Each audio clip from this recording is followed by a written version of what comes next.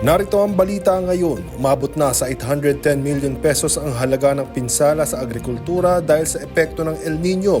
Ayon sa National Disaster Risk Reduction and Management Council o NDRRMC, sa huling tala ng ahensya, malaki ang pinsala sa Western Visayas, Mimaropa, Calabarzon at Zamboanga Region. Apektado din ang mahigit 13,000 magsasaka at mangingisda. Pati na rin ang 12,000 hektare ng pananim ay apektado dahil sa El Nino. Sa iba pang balita, plano ng Philippine Air Force na mag-cloud seeding para maapula ang forest fire sa Benguet. Ayon kay Air Force spokesperson Colonel Maria Consuelo Castillo, maaaring gawin ang cloud seeding ngayong linggo. Ibang paraan naman anya ang susubukan nila bukod sa helibucket operations para apulahin ang apoy. Kamakailan, 8 forest fires ang naitala sa Cordillera Administrative Region kung saan nilamo ng usok at apoy ang ilang bahagi ng Benguet at Baguio City.